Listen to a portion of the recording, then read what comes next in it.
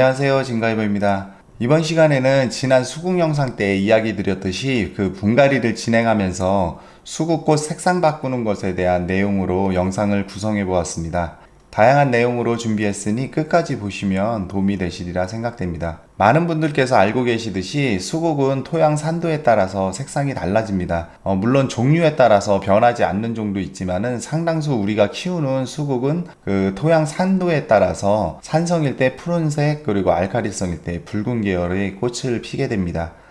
사실 경험상 거의 중성에 가까워도 그 붉은 꽃을 피는 것을 볼 수 있습니다. 토양이 무조건 산성이라고 푸른 꽃이 되는 것은 아니고 그 푸른 꽃을 보기 위한 하나의 조건일 뿐입니다. 그래서 이 색상을 바꾸고자 하시는 분들은 상당수가 아마 푸른 꽃을 원하실 듯 합니다. 그래서 오늘 영상에서도 푸른 꽃 위주로 좀 설명을 드리겠습니다.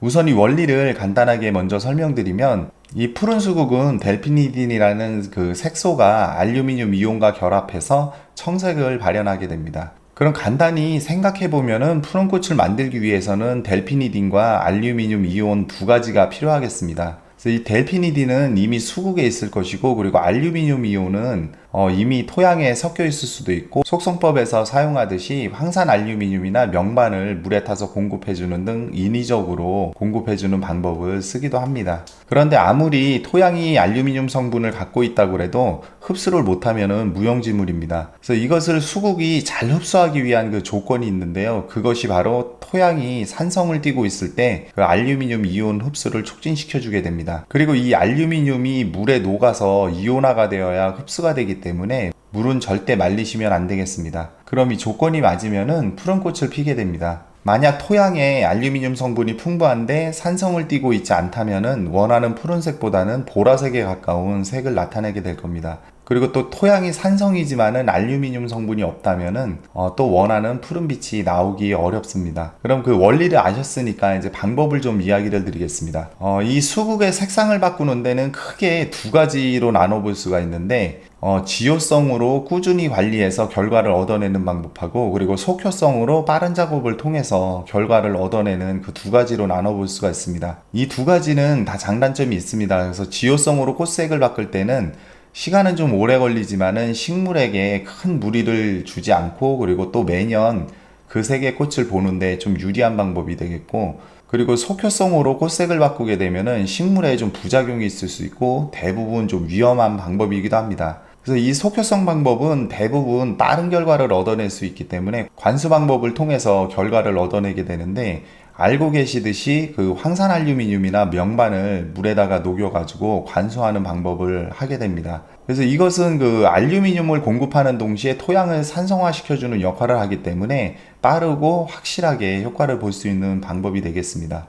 하지만 이 방법 같은 경우도 가장 큰 문제점이 그 잘못 적용하게 되면은 식물이 죽을 수가 있습니다. 희석 비율도 잘 맞춰주셔야 되고, 또 갑자기 산도 변화가 오기 때문에 꽃을 보고 난 후에는 그 분갈이를 해주시는 게 좋습니다. 그리고 속효성으로 성질을 바꾼 경우에는 그렇게 효과도 오랫동안 지속적이지는 않습니다.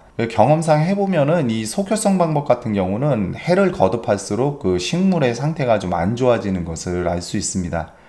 이 속효성 방법은 꽃송이가 생겨날 무렵부터 처리를 해줘야 되기 때문에 그 시기쯤에 다시 한번 자세히 영상을 준비해서 다루도록 하겠습니다. 오늘 좀 중점을 두고 설명드릴 부분은 지효성 방법으로 분갈이 시에 흙배합에서부터 좀 준비를 해서 서서히 적응시켜 색깔을 발현시키는 그 방법입니다. 이 방법도 깊이 들어가면 너무 복잡하고 또 거기까지 이렇게 아실 필요는 없기 때문에 시간은 좀 걸리지만은 식물에 해가 없는 방법을 소개해 보도록 하겠습니다. 그리고 토양 산도를 알아보기 위해서 우리가 흔히 이런 리트머스 시험지나 아니면은 이런 토양 산도 측정기를 이용하게 되는데요. 리트머스 시험지 같은 경우는 이렇게 잘라가지고 이거 지금 식초인데 식초 산성에다 이렇게 담가 보면은 이런 식으로 여기 색상표를 보고서 이렇게 산도가 어느 정도 되는지 확인할 수 있는 그런 방법이 되겠습니다. 알칼리성에 담그면은 이렇게 푸른빛이 발현이 됩니다. 그런데 이게 문제가 경험상 해보면은 이것은 별로 이렇게 정확하지가 않습니다. 심지어 이 디지털 측정기 같은 경우도 정확도가 많이 떨어집니다. 어차피 대략적으로 산성인지 알카리성인지만 알고 싶다면은 이런 디지털 측정기라든가 아니면 리트머스 시험지 이런 거 없이 그냥 집에서 간편하게 할 수 있는 방법이 바로 여기 보시는 식초하고 그리고 베이킹소다, 희석액을 이용한 방법이 있습니다. 이 식초를 갖다가 흙에다가 떨궈 보면은 반응이 있는 흙은 알카리성을 띠고 있는 겁니다. 그리고 반대로 이 베이킹소다를 희석한 액은 알카리성을 띠기 때문에 그거를 흙에 떨궜을 때 반응이 있으면은 그 흙은 산성을 띠고 있다는 겁니다. 그럼 여기 보시면은 제가 이 알카리성 흙을 갖다가 제가 준비를 해놨는데요. 이 알카리성 흙에 이 식초를 한번 떨어뜨려 보면은 이런 식으로 이렇게 거품이 반응이 일어나게 됩니다. 그리고 반대로 베이킹소다 액을 그 산성 토양에 떨궈 보면은 이런 식으로 거품이 일어나면서 반응을 하는 것을 볼 수가 있습니다. 물론 산도에 따라서 이 반응이 좀 미약할 수 있지만은 대략적으로 판단할 때 이용해 보시면은 도움이 되실 듯 합니다. 앞서 설명이 좀 길었는데요. 오늘 분갈이 주인공은 바로 제가 한 3주 전쯤에 영상에 담았던 그 가지치기를 했던 그 개체입니다. 그 전에 영상에서도 보여드렸지만은 이 휴무지를 해놓은 것인데 사실 이것 때문에 그 분갈이 시기가 조금 늦춰졌습니다. 그럼 이것을 한번 뽑아서 그 뿌리 상태라든가 이 휴무지 해놓은 부분이 어떻게 발근이 됐는지 그것부터 한번 보여드리도록 하겠습니다. 뽑아보니까는 이 밑에 지금 이렇게 잔뿌리가 잘 발달돼서 이렇게 잘 자라고 있었고, 제일 궁금한 이 휘무지했던 부분, 이 부분이 어떻게 됐는지 한번 보겠습니다. 여기 보시면은 그때 이렇게 알루미늄 철사를 이렇게 꽂았던 부분이고, 이런 식으로 한 3주 정도 지났는데 여기 이렇게 발근이 된 것을 볼 수가 있습니다. 만약에 지금 저처럼 뽑으셨는데 이 정도 발근이 됐을 때 그냥 옮겨 심어 주셔도 되고, 그렇지 않다면은 좀 더 시간을 두시고 그냥 더 이렇게 두시면은 크게 발근이 된 다음에 해주셔도 되겠습니다. 그럼 여기 지금 이렇게 꺾인 부분이 있는데 여기서 나온 부분에서 이렇게 어느 정도 다른 거랑 이렇게 길이를 맞춰서 잘라주시면 되겠습니다. 그러면은 이런 식으로 이렇게 독립개체가 되고, 이 아랫부분도 이게 지금 너무 길기 때문에 여기 보면 이 부분에도 지금 여기 뿌리들이 다 계속 나오고 있습니다. 길게. 근데 이것은 뭐 여기까지 나오는 그 뿌리들은 다 필요가 없기 때문에 이 정도에서 이렇게 잘라서 아랫부분에 나온 이 뿌리 부분만 이용을 해서 이것을 심어 주겠습니다. 그리고 이것을 심으실 때 이 뿌리가 아직 이렇게 왕성하게 많이 나온 부분이 아니었고, 그리고 여기 연결돼서 영양분을 받고 있었기 때문에 이 잎부분, 이 밑에 큰 이런 잎부분을 이렇게 좀 제거를 해서 이렇게 삽목대만큼은 아니지만은 그래도 간단하게 이렇게 좀 해주셔서 이거 독립개체로 해서 심어주시면 되겠습니다. 그래서 이것이 전에도 소개드렸지만은 실패 없이 가장 확실하게 그 번식할 수 있는 방법 중에 하나가 되겠습니다. 이 부분도 궁금하시면은 수국 잘 키우기 제 예전 영상 참고하시면은 이 하는 방법이랑 이게 있으니까는 그때 영상 참고해 보시면 될 것 같습니다. 이것을 심는 것은 그 오늘 분갈이 하는 거 보시고서 그것을 기반으로 해서 심어 주시면은 될 것 같습니다. 그리고 이것도 전체적으로 이렇게 봤을 때 뿌리가 지금 이렇게 화분 모양으로 지금 이렇게 다 돼 있는데, 이것을 조금 풀어서 뿌리 정리를 한번 해보도록 하겠습니다. 근데 이것도 이렇게 작아 보여도 이게 연수가 꽤 된 거라서 여기 밑에 보면은 이렇게 굵은 이런 뿌리들이 많이 잘 발달이 돼 있습니다. 뿌리를 조금 펴주시고, 이런 식으로 뿌리를 펴봤는데 손댈 그런 것은 없어 보입니다. 근데 여기 이렇게 너덜너덜 되는 이런 것들만 조금 다듬어 주시면 되겠습니다. 뿌리 상태에 맞게 정리를 해주시면 될 것 같습니다. 이렇게 분해서 뽑아서 이렇게 뿌리를 좀 정리해 가지고 흙을 배합을 해서 심게 되는데요. 수국 흙배합은 가장 기본적인 방법으로는 이것을 심어서 그냥 자연적으로 꽃 색깔이 푸른색이든 붉은색이든 상관없이 피는 대로 보겠다 이러실 경우에는 그냥 일반 분갈이 상토에다가 그 펄라이트나 강모래나 아니면 마사토 이런 알갱이흙 좀 섞어서 심어주시면은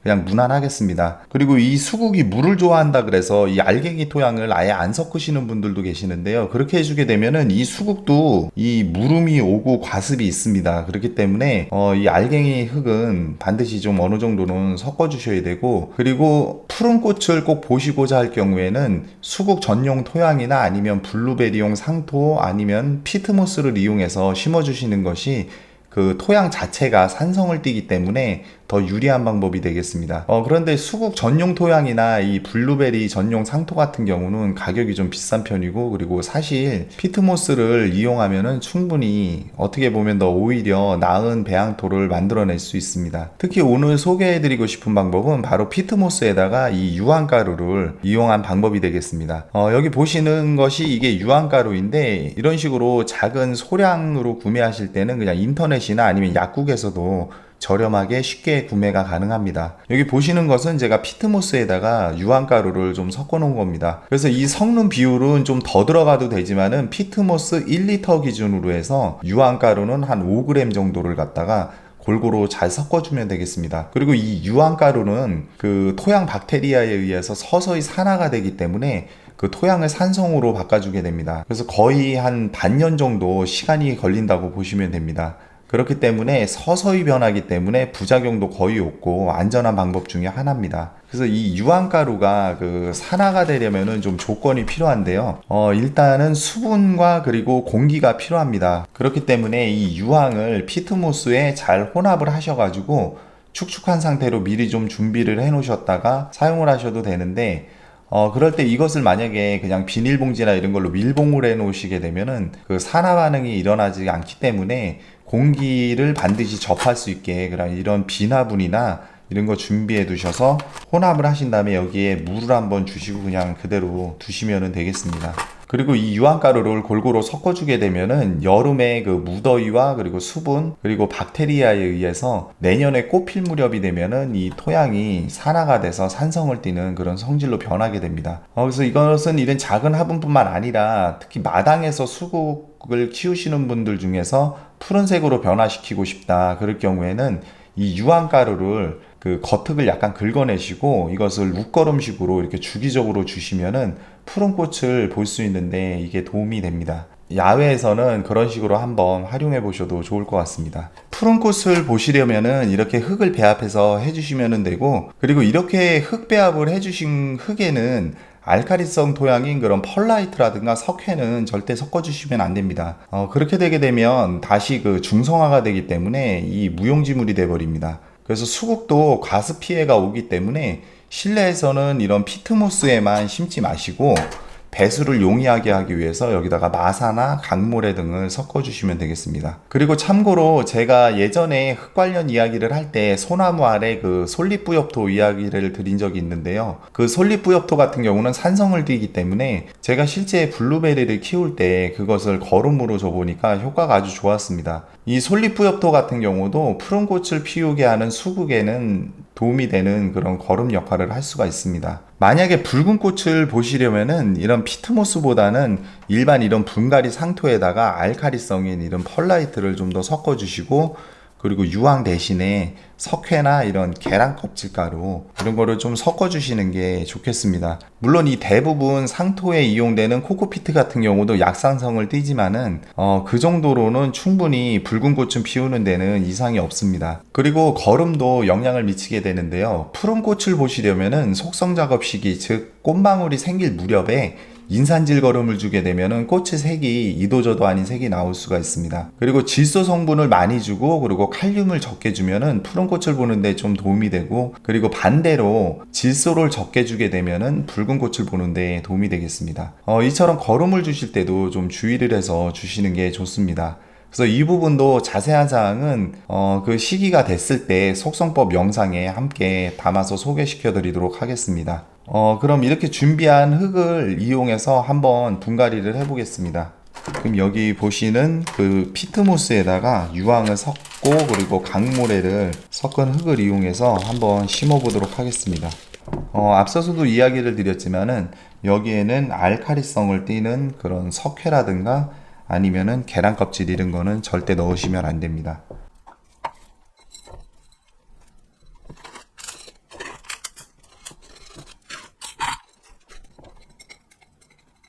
그리고 이것은 그 붉은 꽃을 필 수 있게 그냥 이 정도만 해도 사실 붉은 꽃은 잘 핍니다. 근데 여기에 제가 아까 이야기 드렸던 계란 껍질 가루, 이것도 예전에도 영상에서도 이야기 드렸지만은 너무 많이 섞게 되면은 이게 완전 석회화가 돼서 딱딱하게 굳어버리기 때문에 적정량을 섞으셔가지고 아까 휘무지 해가지고 나온 개체를 심도록 하겠습니다.